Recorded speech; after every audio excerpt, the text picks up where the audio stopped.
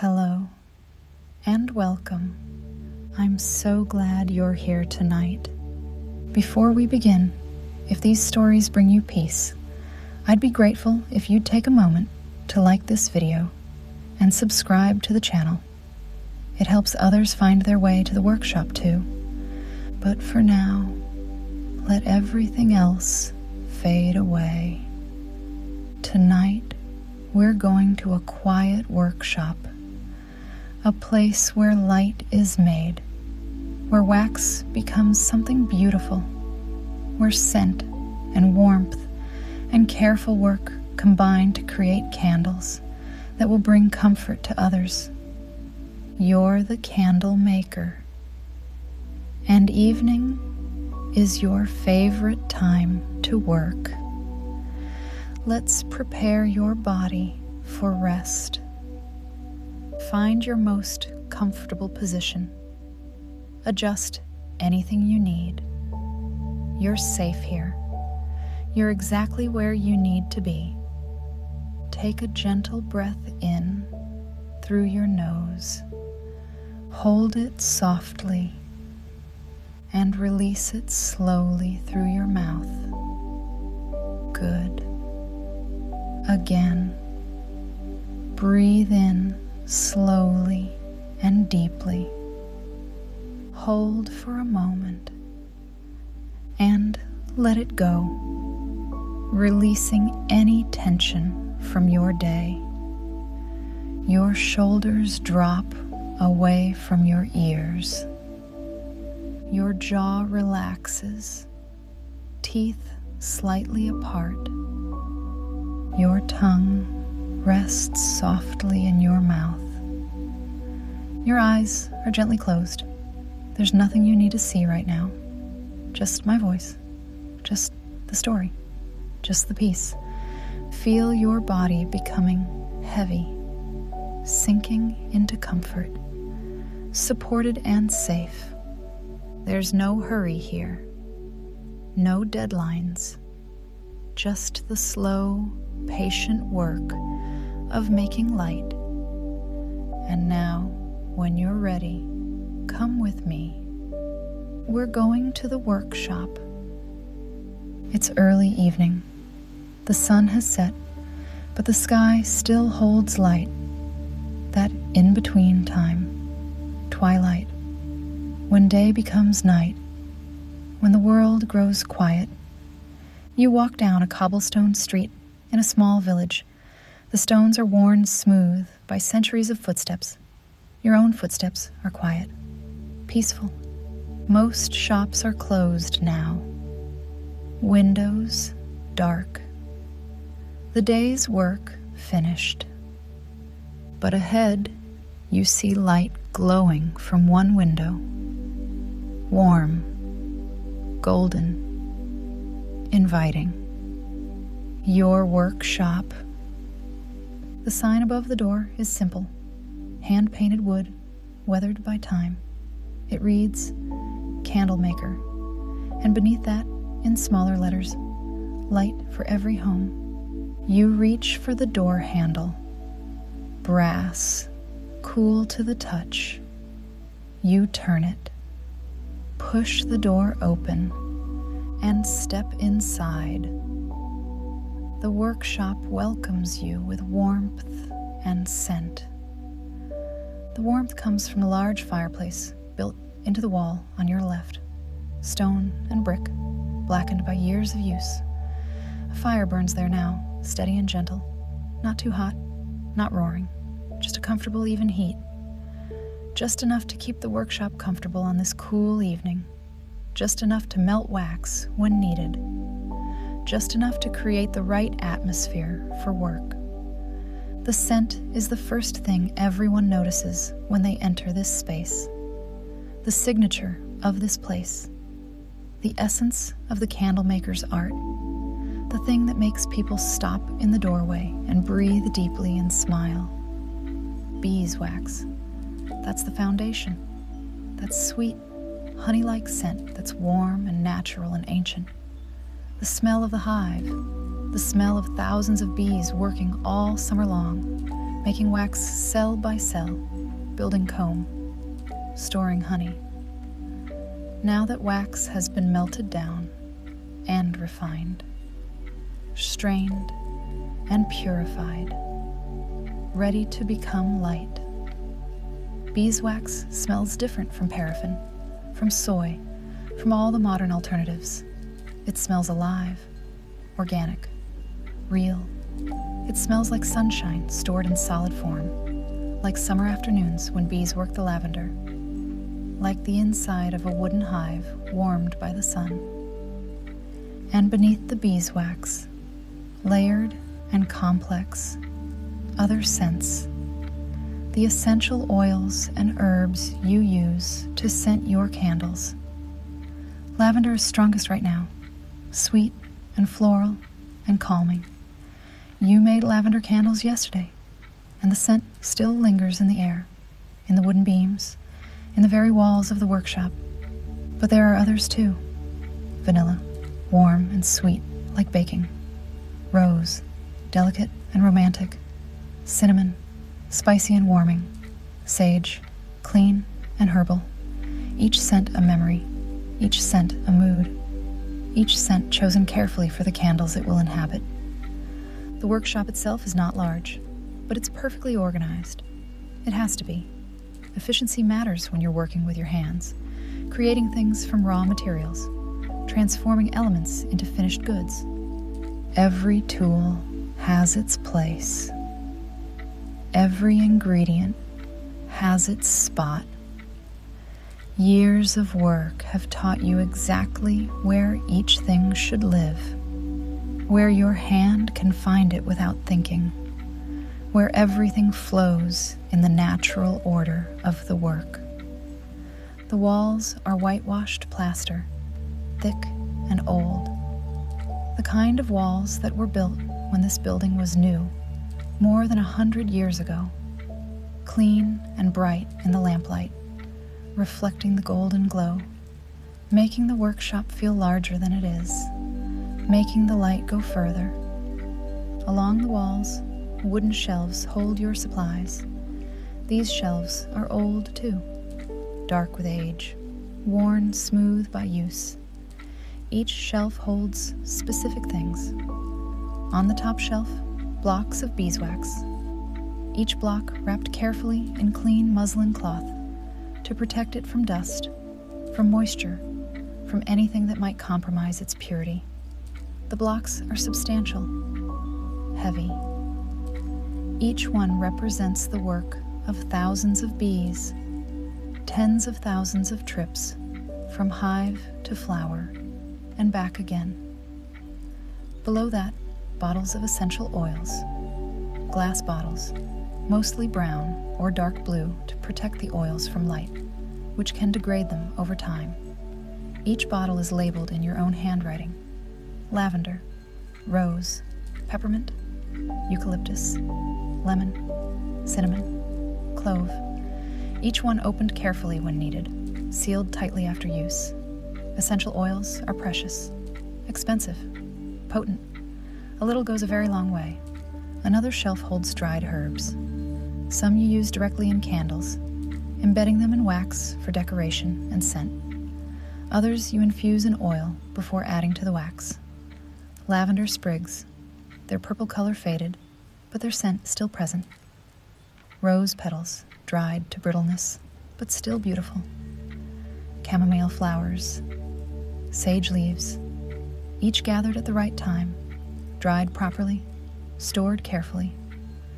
On a lower shelf, spools of wick, cotton wick in different thicknesses for different sizes of candles, thin wick for votives, medium for tapers, thick for large pillar candles, each spool white and waiting, holding hundreds of feet of potential light. And molds, tin molds, old and dented, but still perfectly functional. Ceramic molds for special shapes. Silicone molds for more detailed work. Each mold clean and ready. Each one a form waiting to be filled. A shape waiting to be given substance. Your workbench dominates the center of the room, It's the heart of the workshop, the place where everything happens. The bench is a long, solid table made of dark wood, oak, probably, though it's so old and worn that it's hard to tell for certain. The surface is scarred and marked by years of use, knife marks where you've cut wax, burns from the occasional accident with hot wax or flame, small divots and scratches that tell stories you've forgotten, and wax everywhere on the bench, tiny spots and drips of hardened wax. Most you've scraped off over the years, but some remain. Some are embedded so deeply in the grain of the wood that they've become part of it. Part of the bench's character, part of its history. The wax spots are different colors. Most are the pale gold of beeswax, but here and there you can see spots of darker wax. That was when you experimented with adding color, with creating tinted candles. It didn't work well with beeswax, which resists dye, but you tried, and the evidence remains. On the bench now, your tools wait, each one placed exactly where you left it this morning when you finished yesterday's work. A large copper pot for melting wax. The copper is old, darkened with age and use, but still beautiful. Copper conducts heat evenly, which is crucial for working with wax. Too much heat in one spot can scorch the wax, ruin it, even cause it to smoke or catch fire. But copper distributes the heat gently, evenly, safely. A smaller pot that sits inside a larger water-filled pot to create a double boiler. The safest way to melt wax. Indirect heat through water, gentle and controlled. The way wax makers have done it for centuries because it works, because it's right. Wooden spoons for stirring. Long-handled spoons, their wood darkened and smoothed by years of stirring hot wax. The wood has absorbed wax over time, becoming slightly waterproof, slightly golden, slightly fragrant. These spoons are only for wax, only for this work. They're dedicated, sacred in a way. A candy thermometer for checking the temperature of the wax. Wax has an ideal pouring temperature. Too hot, and it can warp molds or create rough surfaces. Too cool, and it won't flow properly, won't fill molds completely, won't coat wicks evenly. The thermometer tells you when it's just right. Pouring pitchers with spouts for transferring melted wax from pot to mold. Metal pitchers, dented and worn, but clean and ready. Wick holders, small metal clips that keep wicks centered in molds while wax is poured. Simple tools, but essential. Without them, wicks drift to the side, creating candles that burn unevenly, that tunnel that fail. Everything clean, everything prepared for tonight's work. Everything ready because you prepared it earlier, because you always leave the workshop ready for the next session, because that's how you were taught, and it's how you teach yourself every day to respect the work and the workspace. Along the back wall, more shelves. These hold the finished candles, your daily production, the output of your craft, the reason this workshop exists. Tapers in pairs, tied together with string, standing in rows like soldiers at attention, white and cream, and the natural pale gold of pure beeswax. Pillars of various heights, short fat ones for tables, tall slender ones for mantelpieces, each one smooth and perfect, made in molds, turned out carefully, finished by hand. Small votives in cups, tea lights in metal containers, specialty candles in unusual shapes, a bee, a flower, a simple cross, each one made by your hands, each one the result of hours of work, gathering materials, preparing, melting, pouring or dipping, waiting for cooling, trimming, finishing, each candle representing knowledge and skill and care, each one ready to bring light to someone's home, ready to fulfill its purpose. The floor is wide pine boards, old and darkened with age. The boards are uneven, worn down in pathways where you walk most often, from door to workbench, from workbench to fireplace, from fireplace to shelves. Your feet have worn these paths over years of walking the same routes, following the same patterns, doing the same work in the same ways.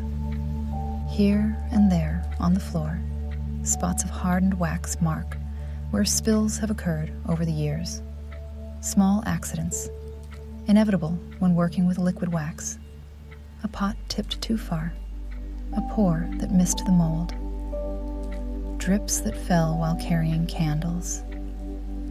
You tried to clean these spots when they were fresh, but wax has a way of settling into wood grain, of becoming part of the floor. So now they remain, small sculptures, tiny monuments to mistakes and accidents, part of the workshop's history, part of its character, proof that work happens here, that creation is sometimes messy, that perfection isn't required, only care, only effort, only the willingness to try. You move through the space, slowly, comfortably. This is your domain, your place of creation, your refuge. You light the oil lamps first. There are 3 of them, one on the workbench, one on a shelf, one hanging from a beam near the fireplace. You lift the glass chimney from the first lamp, strike a match. The sulfur flares, then settles into steady flame. You touch it to the wick. The wick catches. The flame grows, steady, golden, beautiful. You replace the chimney. The flame steadies, protected now, glowing warmly. You light the other lamps the same way, each one adding its light to the room, each one pushing back the darkness a bit more. The workshop is bright now, warm, ready for work. You're making candles tonight, beeswax tapers, long, elegant candles that will burn slowly and clean, the kind that have been made the same way for centuries, the kind that never go out of fashion because they're simply right.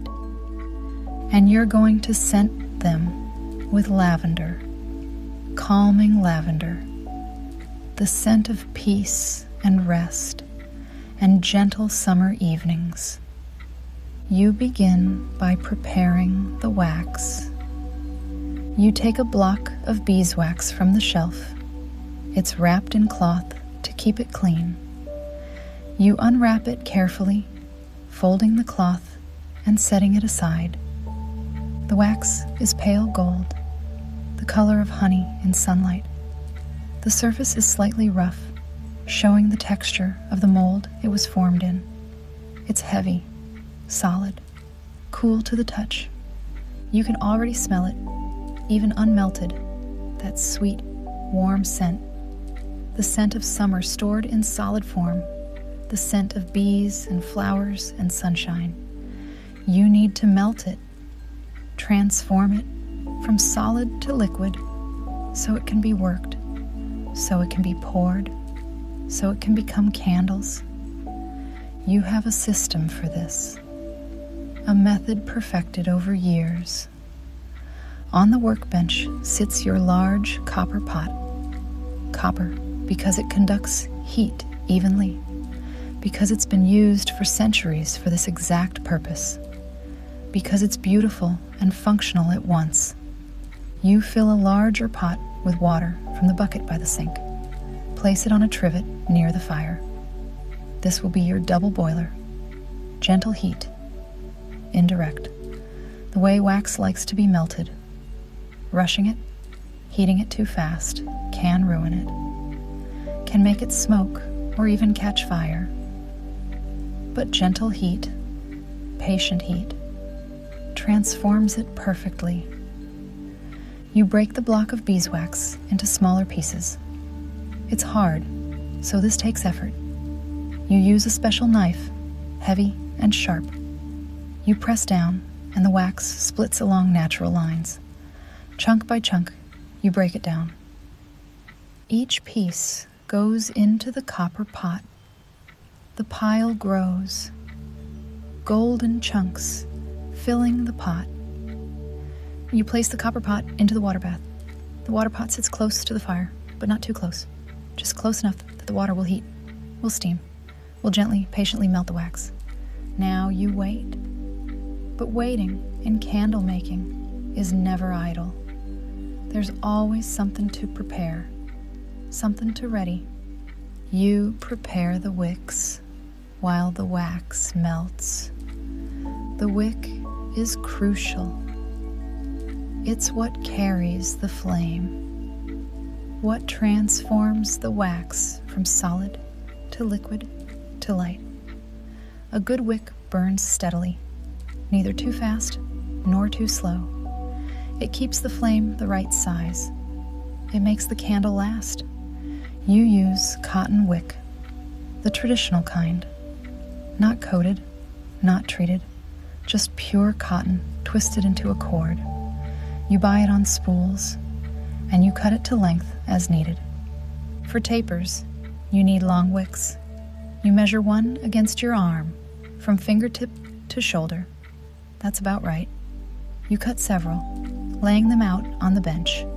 Straight white lines. Ready. You check the wax. The chunks are beginning to soften at the edges. Small amounts of liquid forming around them. It's working. It's beginning. While it melts, you prepare the lavender oil. The bottle is small. Brown glass to protect the oil from light. A handwritten label. Lavender, summer, garden. You grew this lavender yourself in the small garden behind the workshop.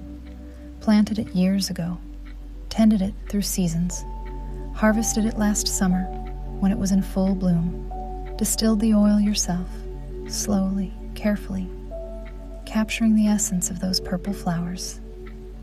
The oil is precious, concentrated, powerful. A little goes a long way. You set the bottle on the workbench, ready, waiting for the right moment. The wax is melting now. You can see it, the solid chunks becoming smaller as liquid gold pools around them. The level of liquid rising in the copper pot, the transformation happening, solid becoming fluid, potential becoming possibility. You stir it gently with a wooden spoon, a long-handled spoon, darkened by use, smooth and warm in your hand. The motion is slow, circular, meditative, helping the heat distribute evenly, helping the wax melt uniformly. The chunks grow smaller. The liquid grows deeper, gold and moving, catching the light, beautiful even in this intermediate state. Finally, the last solid piece melts. The pot is full of liquid wax, pure, golden, perfect. You check the temperature with your thermometer. Not too hot, just right. Ready. Now, the scent. You open the bottle of lavender oil. The scent blooms immediately. Strong, sweet, floral. The essence of summer, the essence of peace. You add drops to the melted wax. 1, 2, 3, 4, 5, counting carefully, just enough to scent the candles without overwhelming them, just enough that when they burn, they'll release the fragrance gently into the air. You stir the oil into the wax, slowly, thoroughly, watching the oil disperse, disappear into the gold, become one with it. The workshop fills with a combined scent now, beeswax and lavender, sweet and floral, warm and calming. The smell of the candles these will become, the smell of comfort and peace and gentle light. You're ready to make the candles now, ready to transform this scented liquid wax into something beautiful and useful. You're making dipped tapers tonight, the old way, the traditional way, the way that's been done for hundreds of years, the way that produces the most beautiful candles. Dipped tapers are made by repeatedly dipping wicks into melted wax. Each dip adds a thin layer. Gradually, slowly, patiently, the candle builds, grows, becomes. It's slow work, very slow work, patient work, work that cannot be rushed, work that teaches patience just by doing it. But that's what makes it meditative. That's what makes it perfect for evening, for this quiet time when the world rests and you create, for this transition between day and night, when things slow down, when urgency fades, when there's space for work that takes time. You take your wick rod from its place, hanging on the wall. It's a long wooden dowel, smooth and worn. Notches are cut into it at regular intervals along its length. Each notch will hold a wick. The rod is old, darkened by years of use, marked here and there with drips of wax from wicks that weren't quite ready, that were still too wet when you hung them. You drape the wicks over it, one in each notch, spacing them evenly. The wicks hang down on both sides of the rod, like fringe. Each wick is weighted at the bottom with a small hex nut tied to the end. The weight keeps the wick hanging straight, keeps it from curling, keeps it properly positioned for dipping. 8 wicks, 4 on each side of the rod. 16 candles will be made tonight, because each wick will become 2 candles, 1 on each end. The wick rod spans across the workbench now, supported on wooden blocks at each end that you've placed there for this purpose. The wicks hang down, white and waiting, ready to become candles, ready to be transformed. You lift the copper pot carefully. It's heavy with liquid wax, hot. The wax moves sluggishly, thickly, its viscosity changed by the heat. You hold the pot steady with both hands, feeling the weight of it, the warmth radiating from the copper into your palms. And you begin the ancient process, the ritual, the meditation, the first dip. You lower the wicks into the wax, slowly, carefully, watching them sink into the gold, all the way to the bottom of the pot, submerging completely. The wax swallows them. For a moment, you can't see them at all. Just the surface of the wax, slightly disturbed by their entry. Small ripples spreading outward.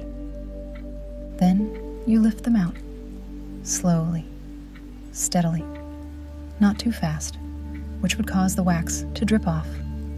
Not too slow, which would allow too much wax to accumulate. Just the right speed. The speed you've learned through years of practice. the speed your muscles remember without your mind having to think about it. The wicks emerge from the golden liquid.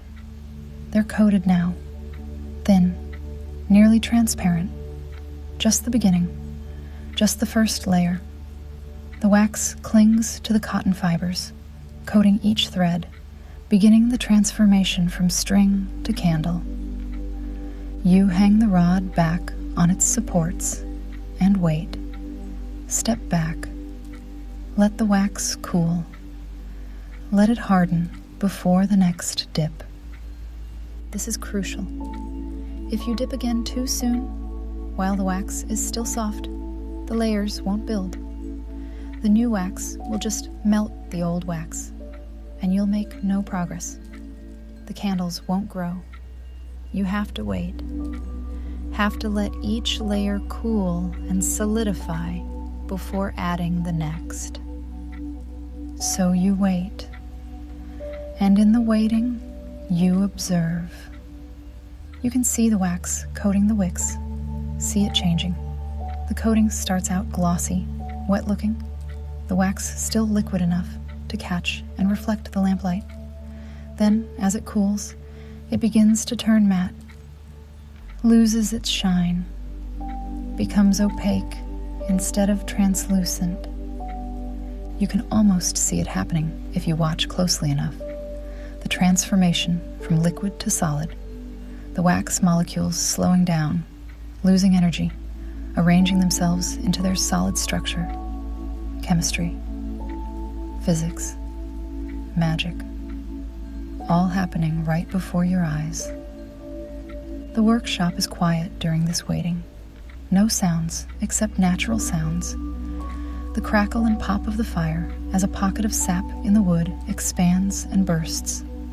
The occasional hiss from the water bath as a drop of condensation falls from the lid into the simmering water. Your own breathing, steady and calm.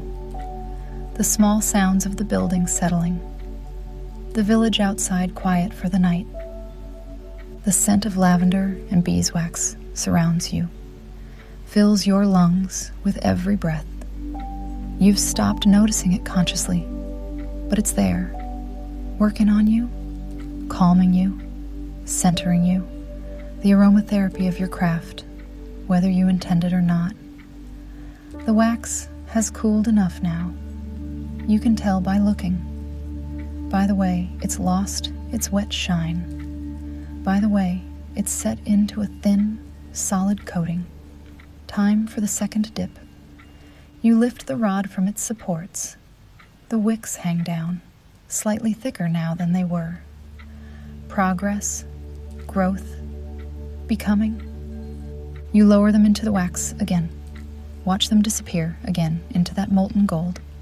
Let them submerge and feel the weight of the rod, slightly heavier now with the added wax. Lift them out, slow and steady. The same motion, the same speed, finding the rhythm. They emerge coated again, a little thicker this time. Another layer added to the first, the wax building, the candles beginning to have substance, beginning to be real. You return the rod to its supports. Wait again. Watch again. Breathe again. This is the rhythm of dipping candles. This is the cycle.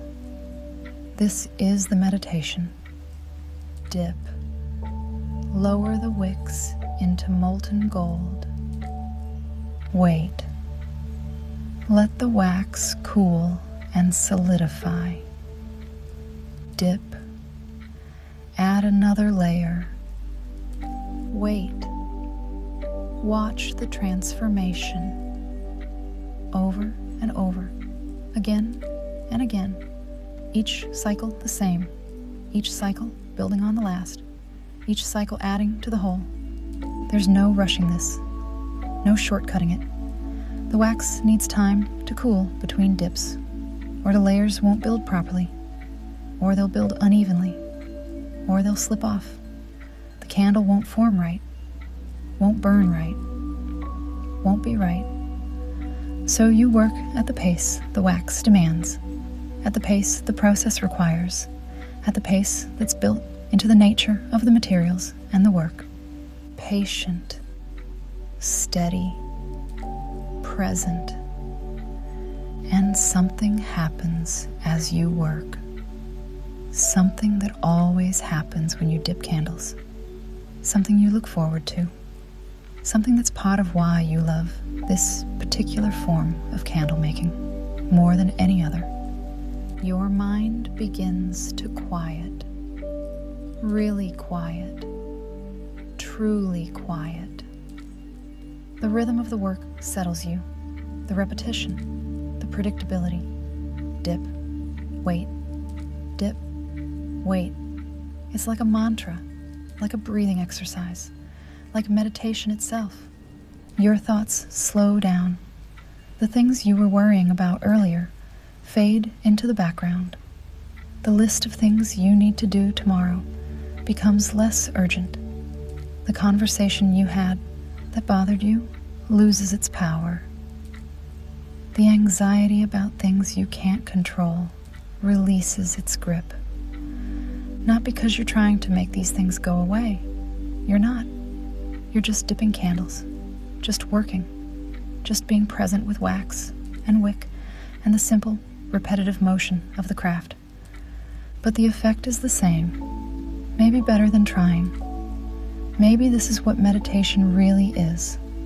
Not sitting still and trying not to think, but moving mindfully, working patiently, engaging fully with a simple task that has its own rhythm, its own requirements, its own wisdom.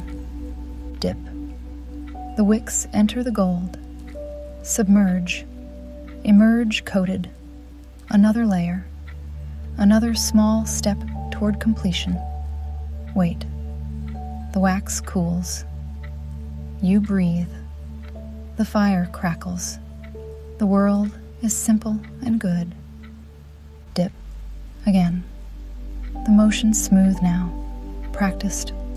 Your body knows what to do. Your muscles have the memory. Your hands don't need your mind to tell them. They just know. Wait. Standing. Breathing.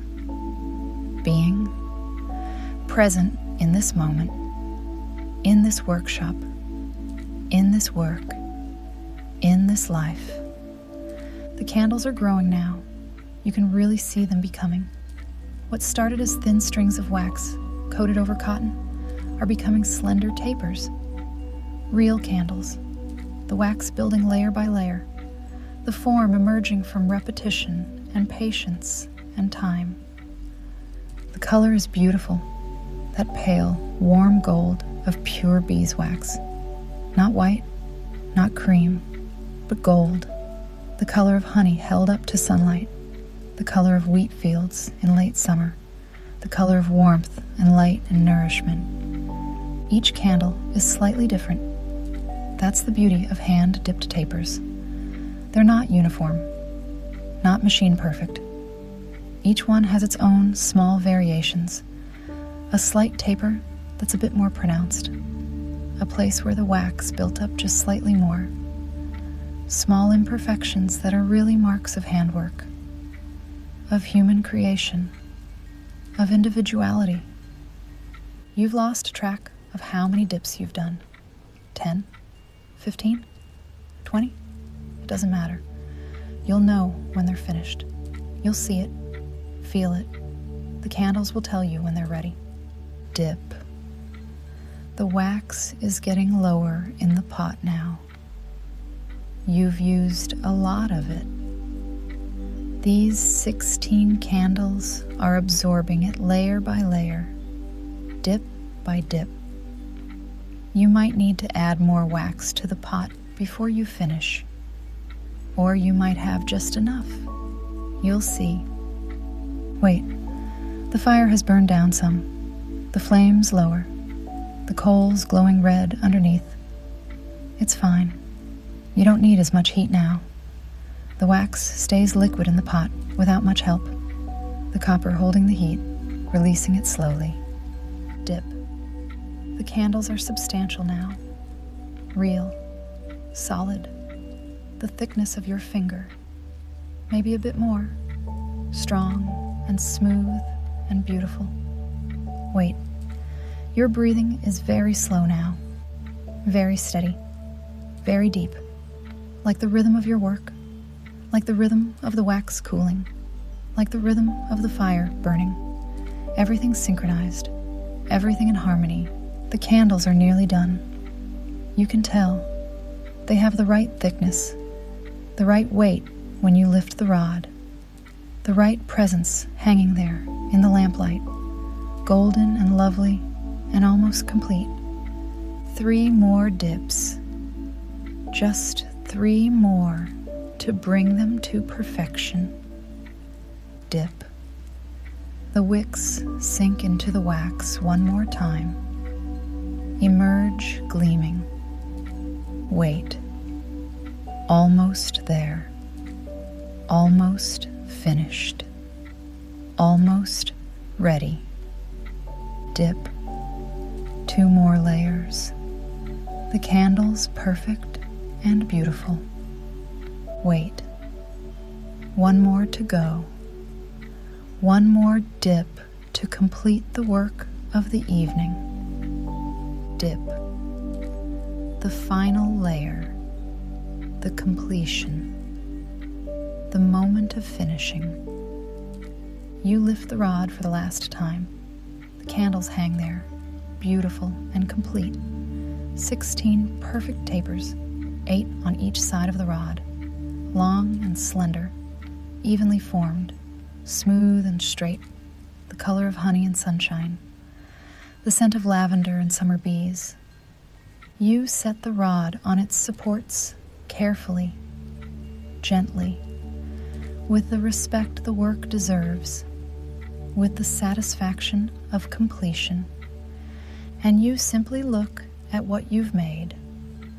Stand there and witness it. Honor it with your attention.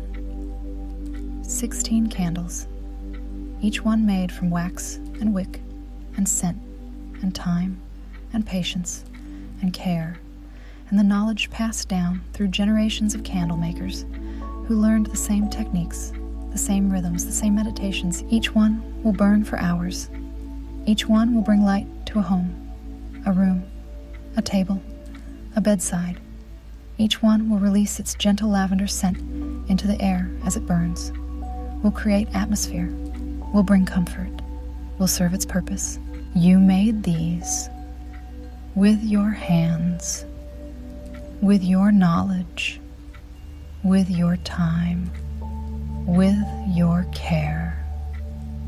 There's deep satisfaction in this, deep and quiet satisfaction, the kind that doesn't need to announce itself, the kind that just sits in your chest, warm and good and true, the satisfaction of making something real, something useful, something beautiful, something that matters, even if it's small, even if it's just candles, even if no one ever knows how much care went into their making.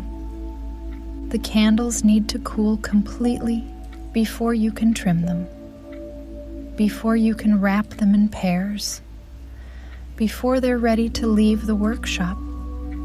So you leave them hanging and turn to clean up. You lift the copper pot, now nearly empty of wax. A thin coating remains on the bottom and sides. You'll let it cool, then scrape it out and save it. Nothing is wasted in the candle maker's workshop. You wipe down the workbench with a cloth. Small drips of wax have fallen here and there. They peel off easily once hardened. Small golden flakes that you collect and add to the scrap wax container. Even these will be melted again, used again. You check the fire. It's burned down to coals, glowing red in the darkness of the fireplace. You don't add more wood. It's late. The work is done. Let it burn down. Let it rest. You move to the finished candles, hanging on the rod, Touch one gently. It's cool now, solid, ready. You untie the weights from the bottoms of the wicks. Cut the wicks to the proper length at both top and bottom. Trim them so they'll light easily, so they'll burn well. You pair them up, 2 tapers tied together at the top, their wicks crossed, the traditional way to sell them. Pairs for candlesticks, for dinner tables, for evening light. You wrap each pair in brown paper, tie them with string. Write on the paper, beeswax, lavender, hand-dipped. 16 candles, 8 pairs. Tonight's work. You place them on the shelf with the others. Add them to the collection. Tomorrow someone will buy them. Take them home. Light them. Benefit from the hours you spent tonight, dipping and waiting, creating light. The workshop is quiet now. The work is done. The candles are made. You bank the fire, spreading the coals, ensuring nothing will catch. Everything safe for the night. You turn down the oil lamps, one by one. The workshop grows dimmer, gentler, the light softening to just one lamp, just enough to see your way out. You look around once more, the workshop in lamplight, the shelves full of candles, the tools clean and ready for tomorrow. Everything in its place, everything right. You're tired now. The good tired of work completed, of something made, of time spent well. You take the last lamp, walk to the door, look back one more time at the workshop you love, the place where you make light, where you practice your craft, where you find peace. Then you turn, open the door, step out into the night. The village street is dark. Most houses are dark too, but here and there, windows glow, candles burning. Perhaps candles you made, perhaps candles made by candlemakers before you. Light against darkness, warmth against cold, comfort against uncertainty. You walk home slowly, the lamplight bobbing ahead of you, your feet knowing the way. When you reach your door, you enter. Set the lamp on the table. The small cottage is simple, clean, yours. You're ready for sleep now, truly ready. Your body tired from standing, from dipping, from the gentle, repetitive work. Your mind quiet from the meditation of craft, from the rhythm of creation. You prepare for bed simply. Wash your face and hands. The scent of lavender still on your skin, in your hair. Part of you now. You slip into bed. The sheets are cool and clean. The weight of the quilt settles over you, comforting, safe. You can still smell the lavender faintly. It's in your clothes, in the air, a reminder of the evening's work, a reminder of peace and purpose and time well spent. Your breathing is slow, deep, steady. Your body is heavy, relaxed, ready to rest. Your mind is quiet, calm, at peace. Tomorrow there will be more candles to make, more wax to melt, more wicks to dip, more light to create. But for now, sleep. The work is done. The candles are made. The light is preserved in wax, waiting to be released when needed. And you have done your work. You have made something. You have created beauty and utility. You have practiced your craft with care. Sleep now. Rest deeply. Dream of golden wax and lavender fields and light blooming in darkness. The workshop will be there in the morning. The wax will be waiting. The work will continue. But for now, let go. Let sleep come. Let rest take you. You are the candlemaker, and tonight you have made light. Sleep well. Sleep deeply. Sleep peacefully. Good night.